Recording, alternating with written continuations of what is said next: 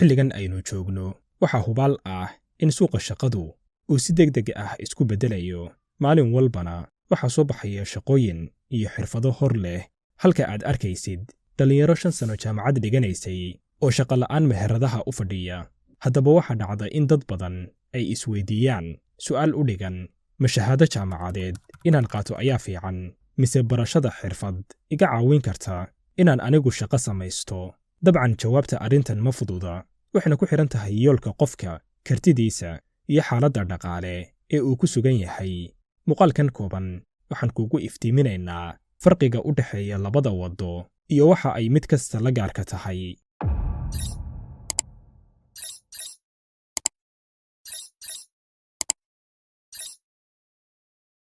marka hore aynu fahan guud ka qaadanno waa maxay shahaado jaamacadeed se maxaa loola jeedaa barashada xirfad.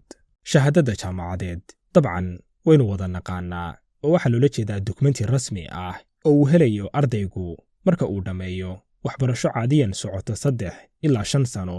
waxaana lagu bartaa culum kala duwan sida caafimaadka, injineernimada, dhaqaalaha iyo xitaa warbaahinta. barashada xirfad iyadana waxaa loola jeedaa tababar uu qofku si isxilqaan ah isku baro farsamo gaar ah taasoo diiradda saaraysa xirfado ay ka mid yihiin tulista dharka, baabuurta la dayactiro, barnaamijyada kombiyuutarka, muuqaal samaynta ama video editingka, AI-ga iyo wixii la mid ah.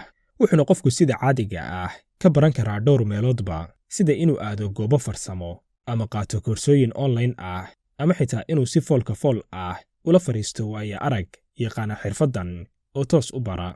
farqiga waqtiga iyo kharashka. waqtiga shahaadada jaamacaddu ay kugu qaadanayso waa 3 ilaa 5 sano, halka barashada xirfaddana aad u baahan tahay 3 bilood ilaa 2 sano ugu badnaan si aad xirfaddaas si fiican ugu baratid. kharashka. jaamacadda kharashkeedu wuu badan yahay oo wuxuu noqdaa sanadkii $500 ilaa $5,000 kulliyadaha qaybtood, halka barashada xirfad qarashkeedu wuu aad u yar yahay.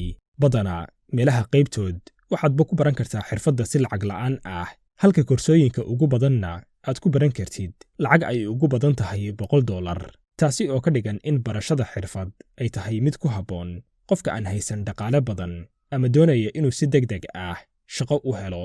haddaba aynu midhacsanno farqiga waxbarasho ahaan u dhexeeya.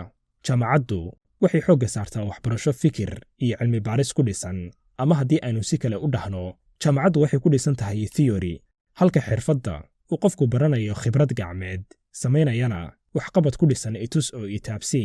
waxaadna si toos ah ula jaan qaadi kartaa suuqa shaqada, shaqo helidda iyo dakhliga. qofka jaamacadda ka baxay waxaa laga yaabaa inuu helo shaqo rasmi ah sida shaqooyinka dawladda, shirkadaha waaweyn iyo hay-adaha. laakiin waddamo badan oo dunida ku yaal, shaqo la'aanta ardayda jaamacadaha ka baxay ayaa si xawli ah kor ugu kacaysay sanooyinkii u dambeeyey, halka qofka xirfadda leh uu shaqo u heli karo badanaa si degdeg ah. wuxuuna sidoo kale heli karaa dakhli wanaagsan haddii uu xirfaddiisa si fiican u barto, isagoo awood u yeelan karaba inuu noqdo loo shaqeeye, isaga loo adeego. xorriyadda iyo ganacsiga. xirfadyaqaanku wuxuu fursad weyn u leeyahay inuu noqdo shaqeeye madax bannaan ama freelancer.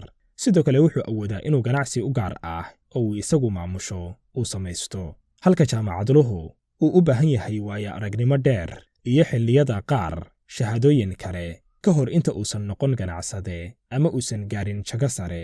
aragtida bulshada. qaar ka mida bulshooyinka ka jira caalamka, gaar ahaan bulshadeenna Soomaaliyeed, weli waxay shahaadada jaamacadeed u arkaan sumcad iyo maqaam, halka xirfadlayaasha loo arko inay fursad ahaan iyo kartiye ahaanba ka hooseeyaan dadka wata shahaadada. laakiin fikraddan ayaa sanooyinkii u dambeeyey si weyn isku beddelaysa, maadaama dad badan oo xirfadlayaal ah ay hadda yihiin kuwa ugu guulaha badan ama ugu hodansan bulshooyinka. dabcan bini'aadamku wuu kala dabeecad duwan yahay, qof kastana wuxuu leeyahay doorasho uu jecel yahay. haddaba haddii aad tahay qof doonaya inuu ka shaqeeyo xafiis noocuu doono ha noqdee, sida xafiisyada dawladda, bangiyada iyo wixii la mida, waxaad u baahan tahay shahaado jaamacadeed. laakiin haddii aad tahay qof jecel inuu gacanta ka shaqeeyo ama isagu inta uu wax isbaro uu hadhow ku shaqaysto, dhaqaale degdeg ahna sameeyo oo uusan sugin 4 sano oo uu jaamacad fadhiyo iyo sanooyin kale oo shaqo raadin ah, haddaba waxaa kugu fiican inaad baratid xirfad. ugu dambayn, waxaa nolosha kaa caawinaysa 3dan kala ah: hibadaada, dadaalkaaga iyo dulqaadkaaga.